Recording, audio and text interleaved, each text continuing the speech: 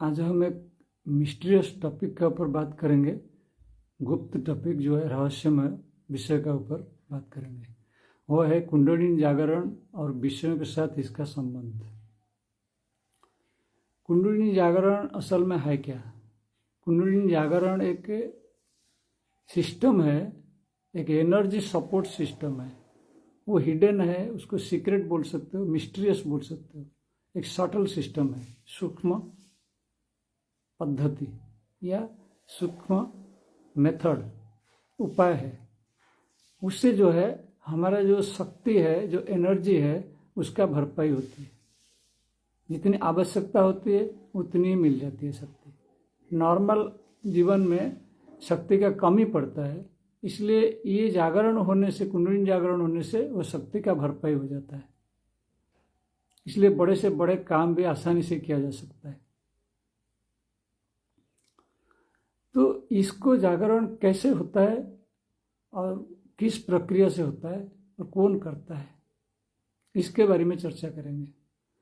ये जो है कुंडलिनी जागरण स्वतः प्रवृत्त होता है। जब कोई साधक जो है अपना मुमुक्षु या जिज्ञासा को प्रकट करके आगे चलता है साधना में, तब जो है उसको जो सीक्रेट सपोर्ट सिस्टम है ऊपर सटल में ऑलरेडी बनी हुई है, तो वो जो सपोर्ट सिस्टम है, हिडन है, वो हेल्प करने लगता है, उसको हेल्प देने लगता है। तब उसके कुंडलिनी जागरण होती है। तो ये कहीं भी हो सकता है, कभी भी हो सकता है। ऐसा नहीं है कि कोई ध्यान में बैठा है उसको होगा, लेकिन नॉर्मली जो है ये मिडनाइट का बाद होता है। ज़्यादातर लोगों का जो है कुंडलिनी जागरण जब होता है करीब करीब 2 से 4 का बीच में ही होता है। रात का 2 बजे से 4 बजे का बीच में होता है ये कुंडलिनी जागरण। तो यह जो है एक सिस्टम बना हुआ है, इसलिए क्योंकि कोई साधक जो है जब साधना करेगा उसको ज़्यादा एनर्जी का ज़रूरत है। इसलिए जो है जो मुनि ऋषि हैं, जो बड़े बड़े जो है सटल सिस्टम है, ऊपर जो है सूक्ष्म व्यवस्था है, उसमें बने हुए हैं। तो वो जो है वो शक्ति को बढ़ाने के लिए ये प्रोसेस उसके ऊपर अप्लाई कर देते हैं।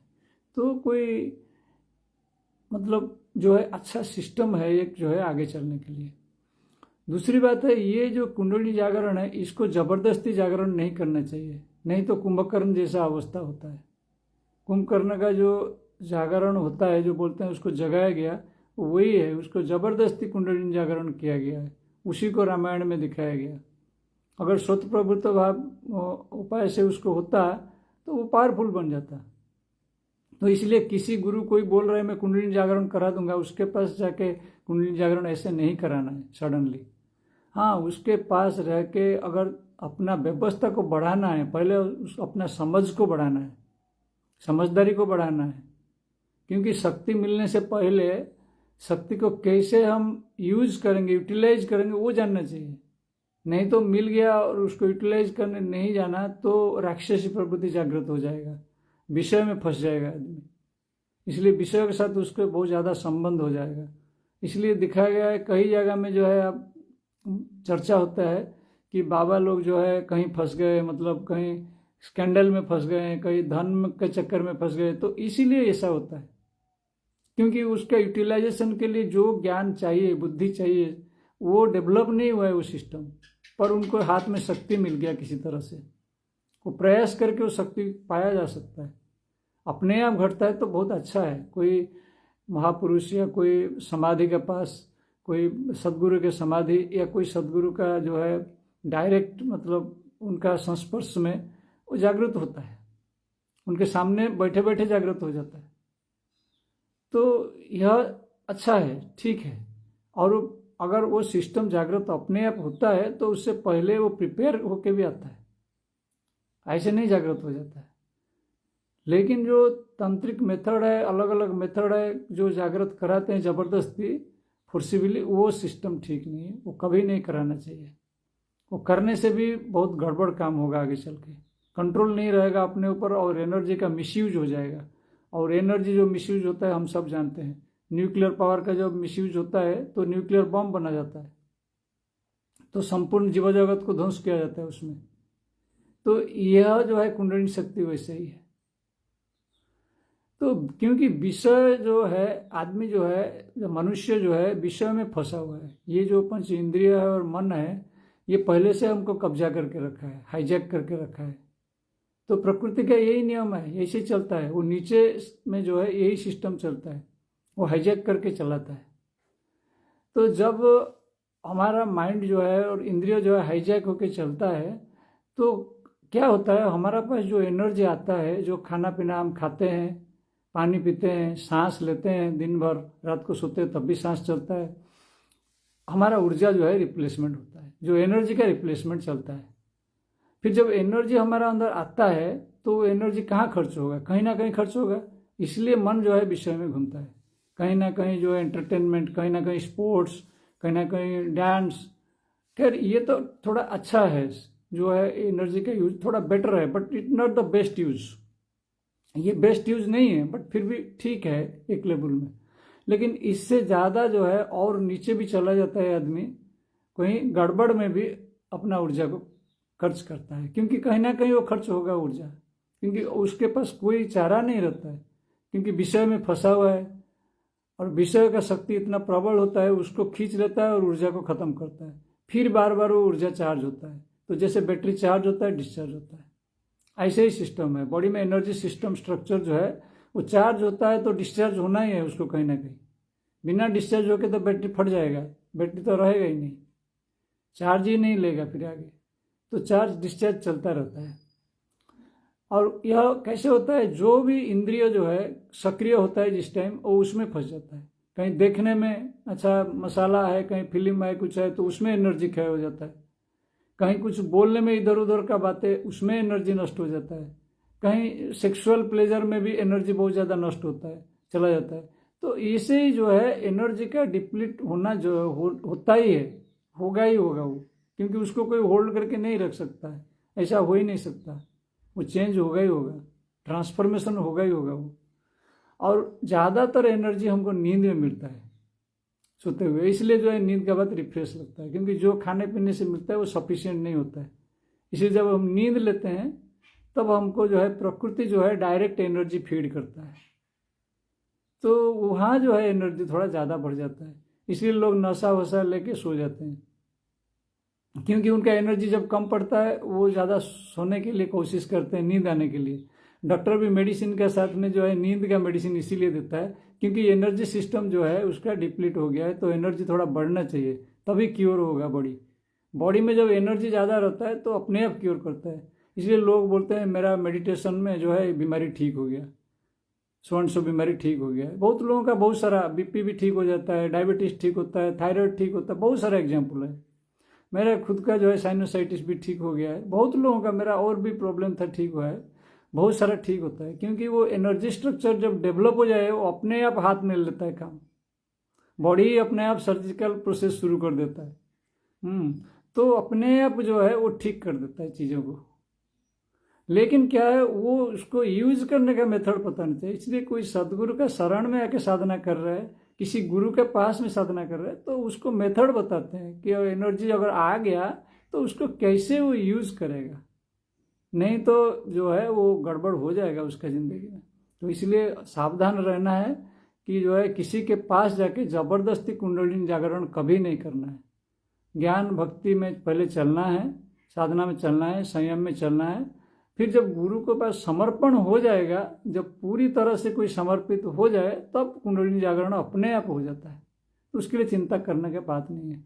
इवन ऐसा भी है कि बिना कुंडलिनी जागृत होके थोड़े बहुत एनर्जी भी मिल जाता है और उसमें भी साधना चलता रहता है, उसमें कोई खराबी नहीं है, समस्या नहीं है। क्योंकि ये खतरा भी है, कुंडलिनी जागरण में बॉडी के ऊपर प्रेशर भी पड़ता है, माइंड का ऊपर प्रेशर भी पड़ता है उसके ऊपर। क्योंकि अगर जिसको ज़्यादा उम्र हो गया, एज हो गया, वो कभी कोशिश नहीं करना चाहिए कुंडलिनी जागरण करने के लिए। उसको भक्ति का मेथड, ज्ञान का मेथड से चलना चाहिए। वो शक्ति का मेथड उसके लिए नहीं है, जो यंगस्टर है उसके लिए है। थोड़ा बॉडी में जो है शक्ति है, ताकत है, चक्र उसका स्ट्रांग है, शरीर स्ट्रांग है, तो फिर भी जो है बीमारी आ जाता है। जब कुंडलिनी जागरण से पहले या बाद में भी फिर भी उसको बीमारी भी पकड़ सकता है। लेकिन सावधान, सबसे ज़्यादा सावधान, बीमारी तो फिर भी ठीक भी हो जाता है, लेकिन धीरे धीरे समय क्रम में ठीक होता है। लेकिन जो है सबसे ज़्यादा समस्या है नीचे गिरने का। इसीलिए जो है ज़्यादातर बहुत बाबा, बहुत मतलब ऋषियों का भी देखिए, विश्वामित्र ऋषि भी, उनका भी जागृत हो गया, फिर बाद में वो मेनका का चक्कर में पड़ गए। ऐसे बहुत सारे समस्या होता है ये, क्योंकि जो है वो पहले से जो है वो ज्ञान को ग्रहण नहीं किए ठीक से गुरु के पास, और जागृत कर दिए चीज़ को। कैसे भी जागृत करे, कोई कोई अपने से भी मतलब तंत्र मेथड वगैरह व्यवहार करके यूज करके करते हैं, क्योंकि ये एक स्टेज है। कोई आदमी संकल्प ले लेगा स्ट्रांगली तो वो बॉडी में जो शरीर में होने लगता है अपने आप। कोई भी संकल्प हम ले लेंगे वो शरीर में, प्राण शक्ति में, मन में उतरने लग जाता है। लेकिन वो उतना स्ट्रांग होना चाहिए। संसार में भी देखो छोटा मोटा काम भी लोग जो है संकल्प लेके करते हैं। कोई मेडिकल पढ़ रहे हैं, इंजीनियरिंग पढ़ रहा है, कोई प्रोफेसर बन रहा है, कोई पीएचडी कर रहा है, कुछ कर रहा है, तो वो भी एक संकल्प लेके करता है। तो ऐसे ही जो है आध्यात्मिक संकल्प तो बहुत बड़ा संकल्प है, उसको कोई ले लिया तो कुछ भी हो सकता है उसके जीवन में। तो उसमें डरने का कोई बात नहीं है। इसमें धीरे धीरे अपने आप प्रोग्रेस होगा। सदगुरु का शरण में जाके चलना है। अगर कोई डायरेक्ट गुरु भी प्राप्ति नहीं हुआ तब भी भगवान को ध्यान करके, सदगुरु को मन में ध्यान करके कोई जो है अपना साधना चालू रख सकता है। ऊपर से जो है जो सिस्टम बना हुआ है ऑलरेडी, इसके लिए जो है एक मिस्टीरियस सिस्टम, मिस्टिकल सिस्टम बना हुआ है ऊपर ऑलरेडी। लोग मतलब जो अनुभव में आए, महाअवतार बाबा जी है, बुद्ध है, तो कृष्ण है, तो बहुत सारे हैं बड़े बड़े जो है, उनके साथ जो है एक चैनल है पूरा, जैसे हमारा होता है जो इंटरनेट चैनल है, वैसे टाइप का बना हुआ है, और उससे सपोर्ट मिल जाता है। साधना में जो आगे जाना चाहता है उसको सपोर्ट मिलता है, और उसके कैपेबिलिटी का हिसाब से वो सपोर्ट देते हैं। वो देखते हैं कि मतलब इसका कितना कुंडलिनी जागरण होने से, कितना शक्ति आने से होल्ड कर पाएगा। नहीं तो शरीर जलने का जैसे स्थिति होता है। बहुत लोग बोलते हैं शरीर में गर्मी पैदा हो गया, आग जैसे स्थिति हो गया है, बैकबोन के अंदर जो है, स्पाइनल कॉर्ड के अंदर जो है समस्या हो रहा है। तो ऐसा होता है क्योंकि अगर ज़्यादा आ गया एनर्जी तो उसको होल्ड करना, उसको यूज करना बड़ा मुश्किल पड़ता है। फिर एनर्जी जो है मिसयूज होने लगता है। तो इसीलिए जो है इसको संभल के, सावधान होके इसको करना है, इतना जानना है। इस सिस्टम के बारे में बहुत सारे लोगों को पता नहीं, और इसमें बहुत सारा अनुभव भी आता है, बहुत सारे अनुभव आता है। जैसे जागरण होगा उसमें सूक्ष्म में, सटल में बहुत सारा अनुभव आता है। क्या क्या अनुभव मैं बताऊं। हाँ, इसमें बहुत सारा दर्शन भी होता है, बहुत सारा स्पर्श भी होता है, बहुत सारा अनुभव आता है इसमें। कई मतलब अलग अलग वर्ल्ड का भी, अलग अलग विश्व का भी उसमें संबंध दिखाई जाता है। तो उसमें फंसना नहीं है कहीं भी। कहीं सिद्धियां भी प्रकट हो जाता है इसमें, क्योंकि एनर्जी का साथ साथ जो है पावर बहुत बढ़ जाता है, तो सिद्धियां भी प्रकट हो जाता है। तो उसमें कहीं नहीं फंसना है, उसको जानना है, लेकिन अपना ज्ञान और भक्ति में रहना है, तभी जाके साधक जो है पार पाएगा। नहीं तो 90% साधक तो इसी में फंस जाते हैं, सिद्धि में फंस जाते हैं, या कहीं नीचे का जो गड्ढे में गिर जाते हैं, कहीं विषय में फंस गए। बस 90% से ऊपर साधक इसी में ही गिर जाते हैं। तो इसलिए बहुत कम साधक है जो ऊपर जाते हैं। इसलिए गीता में भी ये चीज़ लिखा हुआ है कि हजारों से मतलब लोग जो है साधना करते हैं, तो थोड़ा सा मतलब कुछ उनको अनुभव आता है, थोड़ा ऊपर आता है। फिर जो अनुभव आने वाले हैं तो उनमें से हजारों में से कोई एक मुख्य प्राप्ति करता है। तो इतना आसान नहीं है इस चीज को पकड़ के चलना। ये तो इसलिए बोला गया है खूर के धार पर चलना है, खड़ग धार पर चलना है। शिरस्य धारा कवय वदंती, उपनिषद का वाणी है। तो ये इसीलिए खड़गधार बोला गया है क्योंकि संभल के चलना है, इसमें कहीं इधर उधर विक्षेप में नहीं फंसना है। हरि ओम तत्सत।